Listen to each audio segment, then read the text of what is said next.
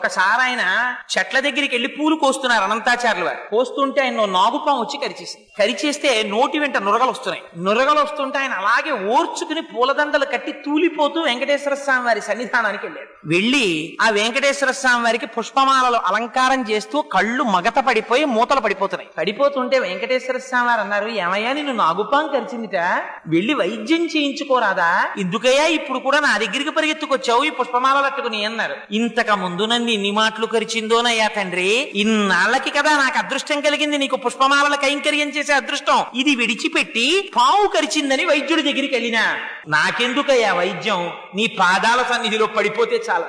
ఒక్కసారి ఆయన తల మీద చెయ్యి పెట్టారు, విషం దిగిపోయింది ఆయనకి. చిత్రం ఏమిటో తెలుసా అండి, అనంతాచార్యుల వారి జీవితంలో పొందినటువంటి గొప్పతనం బహుశా ఎవ్వరూ పొందుంటారు. ఆయన పుష్పవాటికని పెంచితే 8 రోజులు ప్రచ్ఛన్న రూపాల్లో వచ్చి పువ్వులు కోసేశారు పద్మావతి శ్రీనివాసులు. పాపం 8 రోజులు కన్ను రెప్ప వెయ్యకుండా కాపలా కాశారు. అంత వృద్ధాప్యంలో అనంతాచార్యుల వారు ఎవరు పట్టుకుపోతున్నారా పువ్వులని. 9వ రోజున శ్రీనివాసుడికి కరుణ కలిగింది. ఎవడు పట్టుకుపోతున్నాడో చూపిద్దాం ఈయనకి అనుకున్నాడు.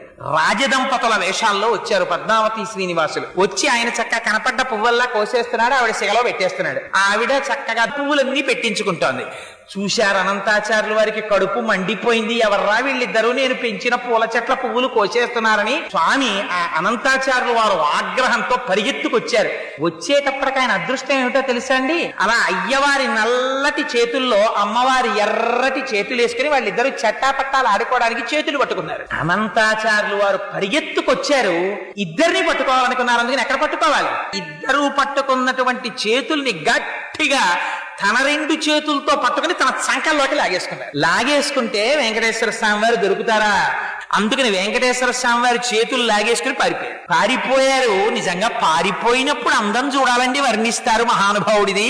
ఆ పరిగెడుతుంటేట ఆయన పెట్టుకున్న ఆభరణముల యొక్క ధ్వని ఘన కన కన కనమని ధ్వని వచ్చిందిట. ఆ చేతులకి ఏం తక్కువ ఆభరణాలు ఉంటాయేమిటి, ఆ నాగాభరణాలు, పెట్టుకున్న కంకణాలు, పాదాలకి పెట్టుకున్న మూపురాలు, నడువుకి పెట్టుకున్న వడ్డానాలు, మెడలో వేసుకున్నటువంటి పెద్ద కౌస్తుభమాల, ఆ పెద్ద వనమాల, పెట్టుకున్న పెద్ద కిరీటం, చెవులకు పెట్టుకున్న పెద్ద ఆభరణాలు, ఇన్నింటితో స్వామి పరిగెడుతుంటే ఇంకో చంద్రుడు భూమి మీద పరిగెడుతున్నాడేమో అనిపించింది. పాపం ఈయన పరిగెడదామంటే ఈవిడ పారిపోతుంది. అందుకని ఈవిడ్ని గట్టిగా పట్టుకున్నారు. ఎవరికి దక్కుతుందండి ఈ అదృష్టం, అటువంటి అమ్మని గట్టిగా పట్టుకుని అనంతాచార్యుల వారు అన్నారు, ఏమీ పిల్ల, ఎవరే వాడు, నీ మొగుడే కదా, ఎక్కడికి పారిపోయాడు అన్నారు. అమ్మంది, అయ్యో తండ్రి, నువ్వు నాకు తండ్రి లాంటి వాడివి, నన్ను గద్దిస్తావెందుకయ్యా, పువ్వుల తోటలో విహరిద్దామని తీసుకొచ్చాడు, వచ్చాను. ఆయన ఎక్కడికి పారిపోయాడో నేనెక్కడ చెప్పగలనండి. ఆయన ఎక్కడ ఉంటాడన్నారు. ఎక్కడుంటాడంటే